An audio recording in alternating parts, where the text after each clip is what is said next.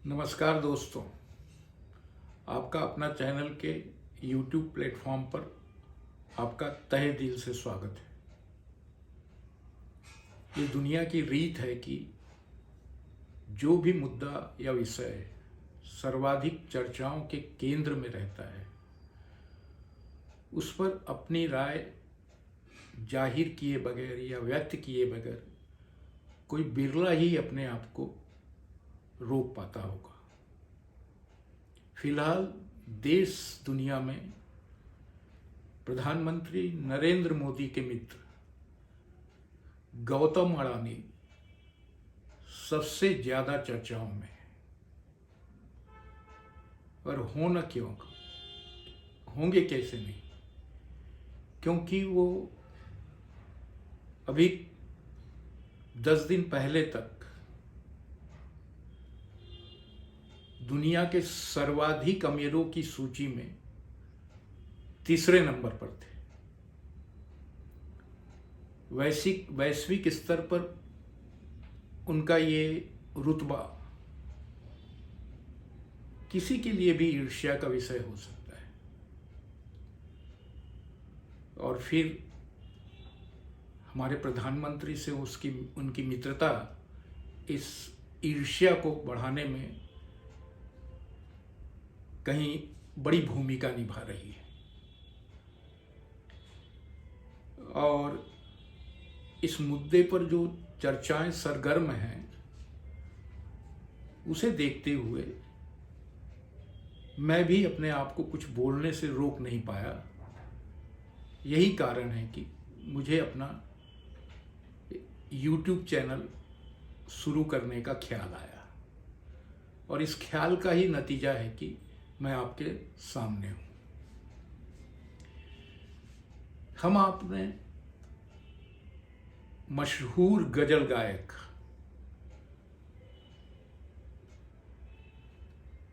गुलाम अली की बेहद लोकप्रिय गजल हंगामा है क्यों बरपा, थोड़ी सी जो पी ली है, डाका तो नहीं डाला, चोरी तो नहीं की है, इसे हजारों बार सुना होगा। अपने दौर में इसे सुनने की ललक हम सब बड़े बेताबी से रखा करते थे। इस गजल की इन दो पंक्ति अकबर इलाहाबादी द्वारा लिखी इस गजल की इन दो पंक्तियों पर यदि आप गौर करें तो हम अडानी के इस मौजूदा आर्थिक हालात को बखूबी समझ सकते हैं। इन शब्दों को उनके इस आर्थिक हालात पर कुछ देर के लिए चस्पा करके देखिए तो इसके पीछे का निहितार्थ, इसके पीछे की जो मोदी विरोधियों की जो मंशा है, वो आपके सामने बड़े साफ तौर पर स्पष्ट हो जाएगी। हमारा जो मोदी विरोधी तबका है, सामाजिक जीवन के जो हर क्षेत्र में फैला है, और जब से मोदी जी सत्तारूढ़ हुए हैं 2014 से, तब से ये तबका उन पर हमला करने के तमाम तर मौके खोजता रहता है, और जो भी मौका हाथ लगता है उसको भुनाने में कतई नहीं हिचकता। पिछले सारे मौकों पर गौर करिए, आपको साफ नजर आएगा कि उनका मोदी विरोध जो है वो किस कदर गहराई तक उनके दिल दिमाग में बैठ गया है। जैसे ही ये मुद्दा हाथ लगा उनके, वैसे ही पार्लियामेंट का शीत सत्र शुरू हो गया। अब उनकी बल्ले बल्ले हो गई, वो सारे के सारे गदगद हो गए। उन्होंने पेगासिस की तरह इस मुद्दे को भी पार्लियामेंट ठप करने का एक औजार बना लिया और लगातार अपनी इस कोशिश को वो अंजाम देते चले आ रहे हैं। और हम आप देख रहे हैं कि जो मुद्दा शेयर मार्केट का है, पूंजी बाजार का है, उसे अकारण पार्लियामेंट में बहस का विषय बनाना अभी तो कोई जरूरी नहीं जान पड़ता है। लेकिन इन मोदी विरोधियों ने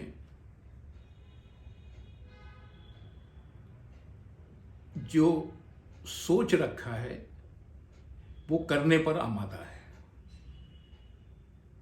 अब तक पार्लियामेंट के कामकाज को जिस तरीके से इन्होंने ठप किया है वो किसी भी पैमाने पर तार्किक नहीं कहा जा सकता।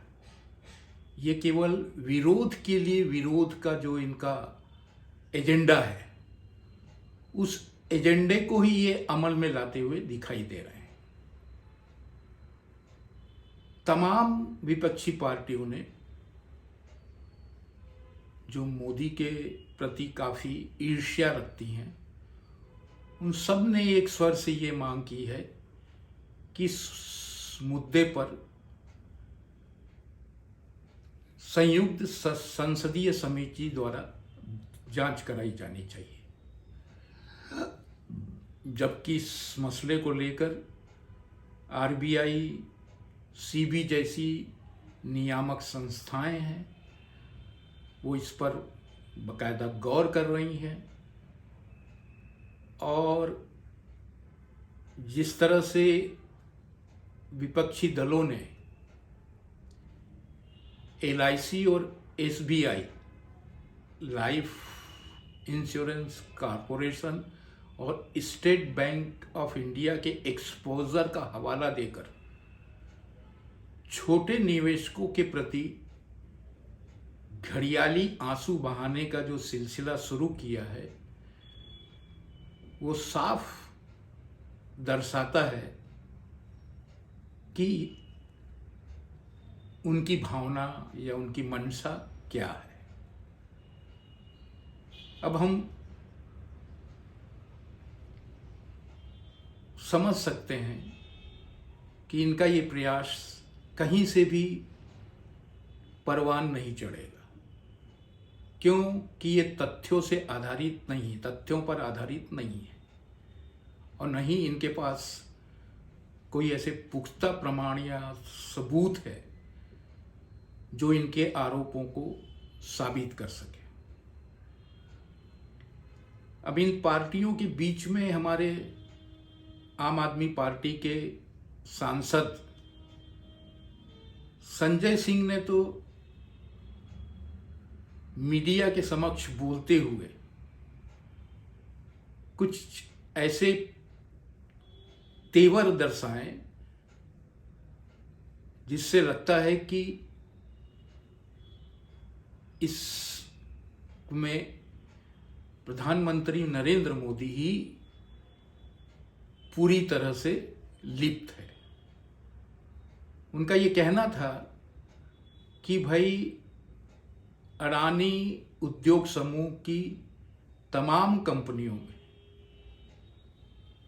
प्रधानमंत्री नरेंद्र मोदी का काला धन लगा हुआ है और संभवतः यही वजह है कि मोदी जी या उनके संबंधित मंत्री इस बाबत कुछ भी कहने से बच रहे हैं, बल्कि सच्चाई ये नहीं है, सच्चाई कुछ और है।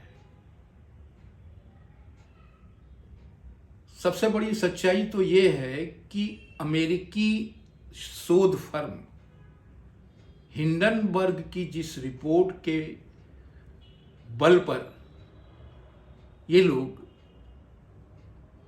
देश में हड़कंप मचाए हुए हैं, उस फर्म की विश्वसनीयता पर ही कई सवाल बहुत पहले से उठते चले आ रहे हैं। अमेरिका में ही वहाँ के न्याय और खुफिया विभाग ने इन्हें अपने जांच के दायरे में ले रखा है। इससे पहले भी इन्होंने कई बड़ी बड़ी कंपनियों को अपने निशाने पर लेने की कोशिश की है, और चूंकि वो कंपनियां हो सकता है कहीं इनका निशाना बनी भी हो, मगर अडानी उद्योग समूह को लेकर हमको पूरा विश्वास है कि उसका ये प्रयास नाकाफी साबित होगा। पहले तो ये है कि ये एकाएक रिपोर्ट कैसे जारी हुई, अचानक ऐसे क्या हुआ। हालांकि हिंडनबर्ग कह रहा है कि हम इस पर पिछले 2 साल से काम कर रहे थे, रिसर्च कर रहे थे। अब इसमें कितनी सच्चाई है ये तो वो फर्म जाने, मगर 2024 के आम चुनाव को जीहन में रखा जाए तो हम एक किस निष्कर्ष पर पहुंच सकते हैं कि कहीं मोदी को मात देने के लिए जो भी शक्तियां कार्यरत हैं देश में या विदेश में, उन्हीं शक्तियों ने अचानक अपनी कोशिशों को परवान चढ़ाना शुरू कर दिया है। और कैसे नहीं चढ़वाते। जैसे ही गुजरात के चुनाव में भाजपा की ऐतिहासिक जीत हुई और उस सारी जीत का श्रेय प्रधानमंत्री मोदी जी को दिया गया। उसके बाद भाजपा की राष्ट्रीय कार्यकारिणी की बैठक हुई। उस बैठक के पश्चात मोदी जी ने अपने कार्यकर्ताओं को साफ इशारा कर दिया था कि अभी खुद उन पर और आप सभी लोगों पर जुल्म बढ़ेगा और हमलों का सिलसिला भी शुरू हो जाएगा, और ये हमें नजर भी आ रहा है। हिंडनबर्ग रिपोर्ट का इस तरह से अडानी की आड़ लेकर मैदान में आना इस बात का पुख्ता सबूत है। इस बीच अडानी ने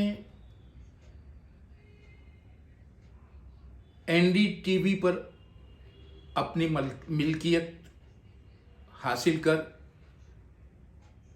हमारे यहाँ के मीडिया जगत को भी चौंका दिया है। एनडीटीवी की मिल्कियत इससे पूर्व प्रणव राय के पास थी, और प्रणव राय के खासम खास सोनाम धन्य पत्रकार रवीश कुमार इस बदलाव से इस कदर आतंकित थे कि उन्होंने अडानी को भला बुरा कहने का सिलसिला शुरू कर दिया था, और अपनी बेरोजगारी इस्तीफा देकर बेरोजगार होने के बाद जिस तरह से उन्होंने इस बात की तोहमत गौतम अडानी पर मढ़ी, वो बताता है कि उनके दिल में अडानी को लेकर क्या खिचड़ी पक रही है। हम देखते हैं कि जैसे ही वो एनडीटीवी से इस्तीफा लेकर बाहर आते हैं और तमाम दूसरे यूट्यूबर्स के साथ इंटरव्यू में अपनी बेरोजगारी का रोना रो रहे हैं और गौतम अडानी को इस चीज के लिए पूरी तरह जिम्मेदार ठहरा रहे हैं, ये साबित करता है कि रवीश कुमार बेचैन है इस बात के लिए कि अडानी उद्योग समूह को किसी ऐसे भंवर में फंसाया जाए जिससे उनकी छवि धूमिल हो। और उन्होंने ये मौका, कहते हैं कि त्यागपत्र देके तुरंत अमेरिका स्थित हिंडनबर्ग के न्यूयॉर्क दफ्तर में जाकर खोज लिया। कहा जा रहा है कि वो करीब काफी दिनों तक हिंडनबर्ग के दफ्तर में आना जाना करते रहे। वहाँ उनके घंटों बैठने के प्रमाण भी है और ये इस बात का पुख्ता प्रमाण है कि कुछ तो भी उन लोगों के बीच खिचड़ी पकी होगी और उसका ही नतीजा है कि हिंडनबर्ग रिपोर्ट में गौतम अडानी पर उनकी तमाम कंपनियों पर जमकर हल्ला बोला गया है। आज उनके शेयरों में जिस तरह की गिरावट देखी जा रही है,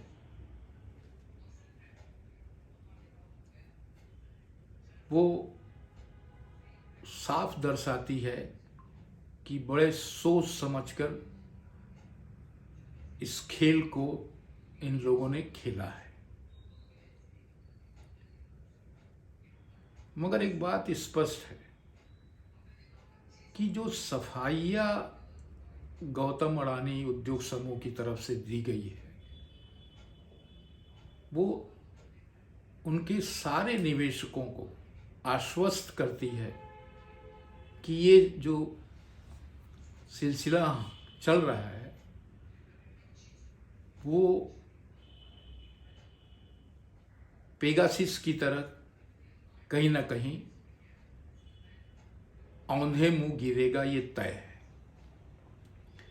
और इसी दौरान वर्ष 2023-24 का बजट भी केंद्र सरकार ने सदन में रख दिया है। उस बजट की अर्थनीति और राजनीति में जो संतुलन साधा गया है, उस संतुलन को देखकर हम दावा कर सकते हैं कि हमारे देश की अर्थव्यवस्था बेहद मजबूत है। और इस संबंध में सरकार द्वारा जारी किए गए जो आंकड़े हैं, जो वित्त संबंधी आंकड़े हैं, वो भी हमें इस बात के लिए आश्वस्त करते हैं। और हमारी विकास दर को लेकर अंतर्राष्ट्रीय मुद्रा कोष जैसी संस्थाओं ने भी जो सर्वाधिक तेजी से बढ़ती अर्थव्यवस्थाओं के रूप में अपनी मुहर लगाई है, वो भी हमारे लिए सबसे बड़े संतोष का बायस है। तो हम ये कह सकते हैं कि मोदी विरोध की ये जो लहर पिछले 9 सालों से चलाई जा रही है, ये जो सिलसिला चलाया जा रहा है, इसका खत्म होना जल्दी ही हम देख सकते हैं। अभी तो मैं यही कहना चाहूँगा, इस संबंध में जो भी अगली मेरे पास जानकारी होगी उसको मैं आपके सामने प्रस्तुत करूँगा। धन्यवाद।